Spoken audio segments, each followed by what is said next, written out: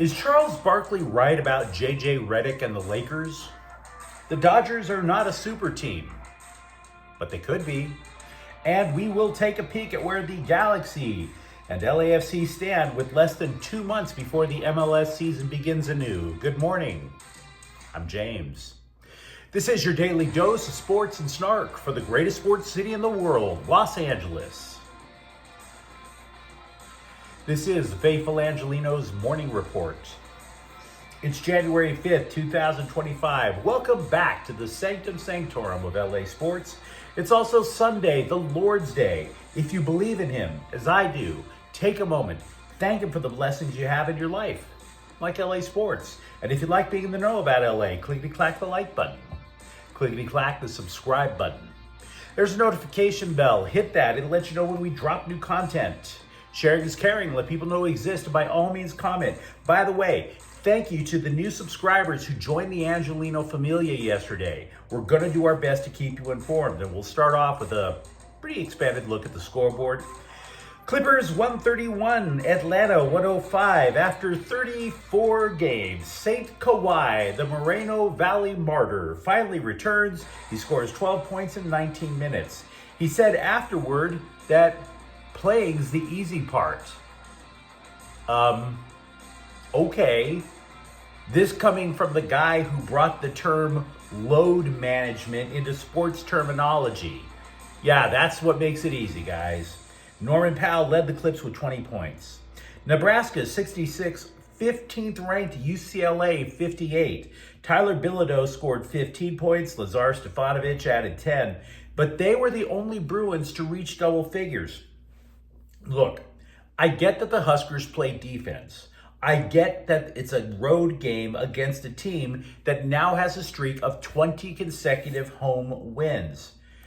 But I'm here to tell you from experience, flying to Omaha is not that big a deal. This is my problem. We're talking about whether UCLA has the possibility to make a run in the tournament, not simply qualify. This is a blue blood program. Meanwhile, the Bruins have lost 2 of their last 3. They've also lost 3 times to unranked teams. So yeah, the win against Gonzaga last week was lovely, but this team could fall out of the top 25 all over again, and they'd have nobody to blame but themselves.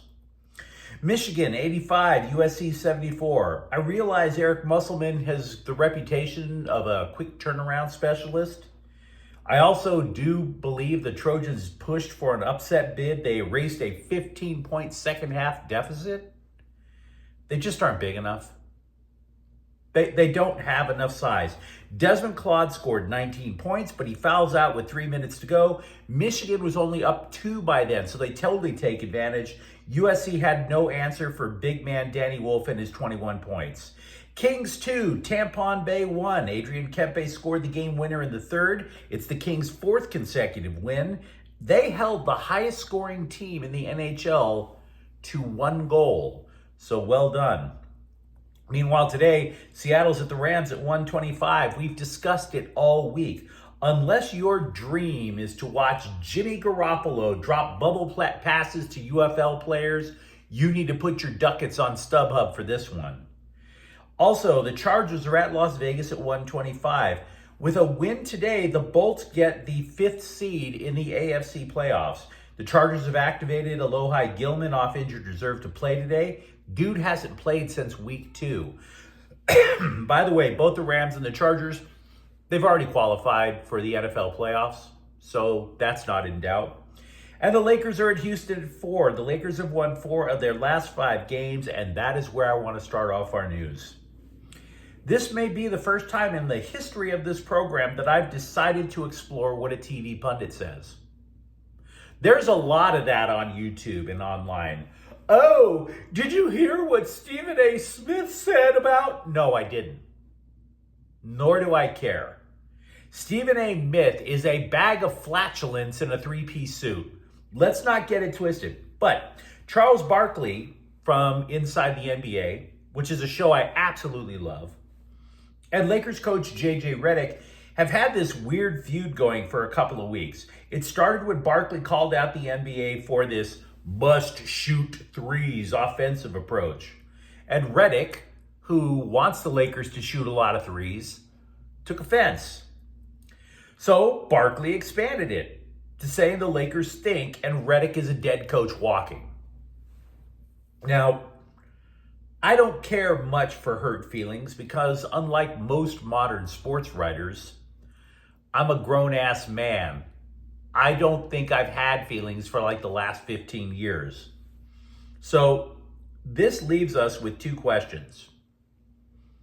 Are we sure the Lakers stink? That would be one. And whether or not they do stink, how much credit or blame does Redick deserve? So, on question number one, Barkley's wrong. The Lakers don't stink. They're tied for fourth in the Western Conference with Denver. Anybody remember the Nuggets being good? I do. So they're also 2 games out of second in the conference.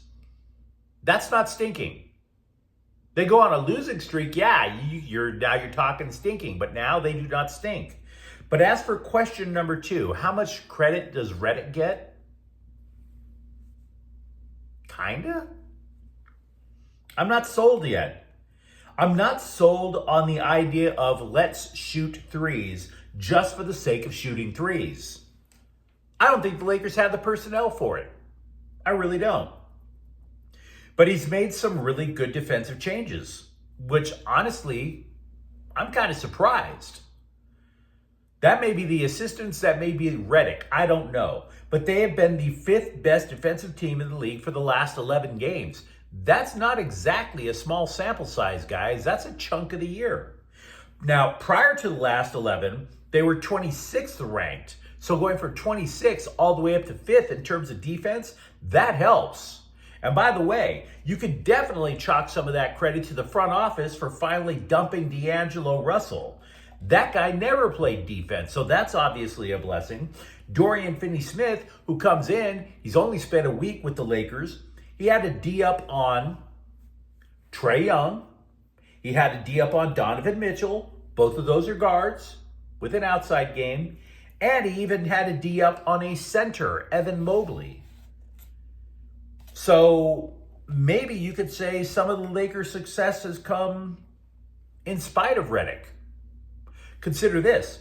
The coach comes in, he wants them to shoot more threes, and he wants them to get away from the reliance on the pick and roll. LeBron James, he would summon Anthony Davis up to the top of the key. They'd run a pick and roll. Either Davis or James gets open for the quick shot. Well, the LA Daily News has pointed out that the Lakers were 22nd in the league at running the pick and roll until the last 11 games. Guess what? Massive uptick. They went from 22nd all the way up to 6th in the last 11 games. So, they don't stink, but I'm not sure Redick is going to get a lot of credit because they're not shooting threes like he wants. They're doing things he doesn't want. The pick and roll. As for how much they don't stink, I think the upcoming games against Houston and Dallas are going to tell us a lot more. I am aware that the Miami Heat have reversed course and now intend to trade Jimmy Butler. I'm asking for you guys to be aware that the Lakers simply don't have a lot to offer Miami. That's not a prediction. That's not a spoiler. It's just simply trade value. The Lakers would likely have to surrender their coveted first-round picks and their third best player in Austin Reeves. But so what? Other teams can top that, and therein lies the rub. Memphis can offer more. We talked a few days ago about how Houston, the Rockets, can offer a lot more. Orlando can offer a lot more. There is one team that could also offer more. That would be Golden State, but The Athletic is reporting that the Warriors aren't interested in the 35-year-old. So there's your Jimmy Butler update, such as it is. Meanwhile, with the Dodgers, Andrew Friedman wants to make the trade deadline completely irrelevant. He wants to put together a Dodgers team so invincible that in July, late July, when the trade deadline approaches, He could just turn off the smartphone, touch the grass, catch up on Squid Game, maybe learn to cook. That would be nice. Read a book. That means, though, in order to get that respite, he still has work to do on the roster.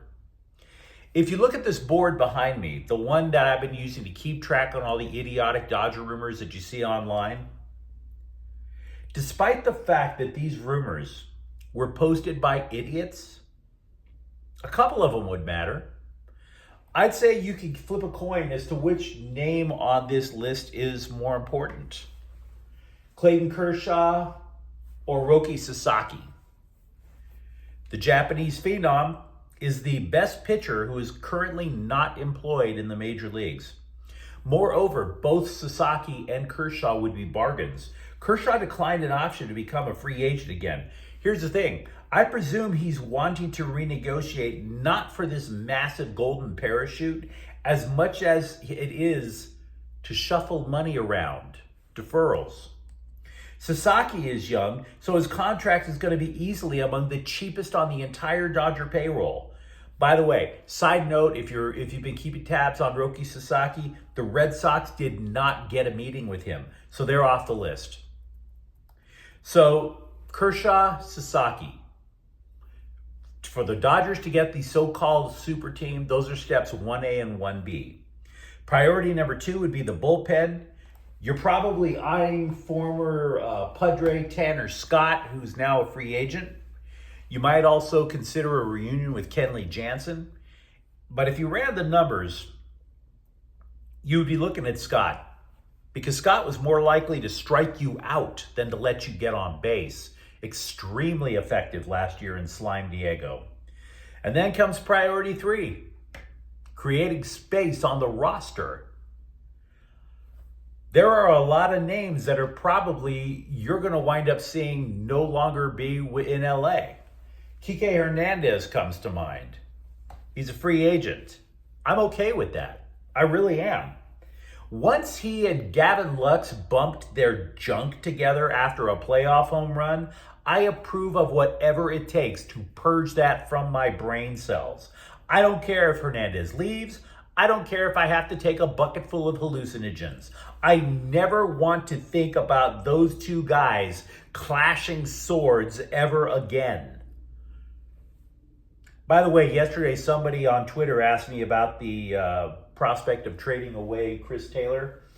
Taylor doesn't really have any trade value, just saying. Either way, the Athletic believes the Dodgers front office deserves a lot of leeway with whatever moves they have remaining for the offseason. They conducted a straw poll of teams across all sports and said, vote for the best front offices. In other words, if you're in the NFL, go ahead, vote for somebody in the NHL, and so on. The Dodgers finished second, only behind the Oklahoma City Thunder for the best front office in all of sports. The Dodgers got 19 first-place votes from all of sports. 40 GMs said LA had the best front office in the entire major leagues. An anonymous MLB general manager said his vote was self-explanatory and, quote, they excel at everything. I'd be lying to you if I claimed to know how Major League Soccer works its salary cap. I offered no predictions about either the 6-time MLS Cup champion Galaxy or LAFC. But I could at least give you the basics. According to MLSsoccer.com, the Galaxy have about $2.4 million in general allocation money, which, in the writer's words, equates to, quote, virtually zero flexibility, unquote. The Galaxy currently have holes at central midfield because Ricky Puig's knee was blown to smithereens. They could probably stand a look at central back because team captain Maya Yoshida is out of contract, which is soccer terminology for free agent. Meanwhile, the black and gold just don't ever want to seem to use their designated player spots. They still have one to use. Lord knows that they struck out with their last one, Olivier Giroud. They have a little bit more money than the Galaxy. They have about $3 million. The problem with LAFC right now is this: their midfield is no longer a strength. You take the ball from Giroud or Dennis Bouanga, you are off to the races on a counterattack.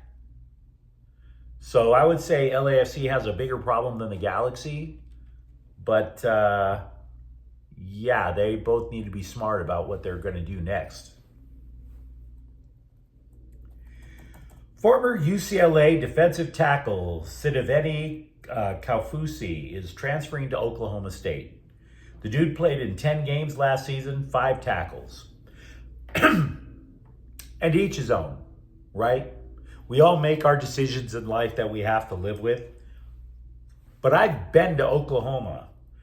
LA may not exactly be the Garden of Eden, but Oklahoma is known for 2 things: tornadoes and billboards asking you to not sexually assault Native American women. Why the hell would you want to go there? All over the state of Oklahoma, you're either running away from twisters or you're looking at billboards that are begging you not to violate Article 4 of the Geneva Convention. And you're trying to tell me that that place is preferable to Westwood. Really?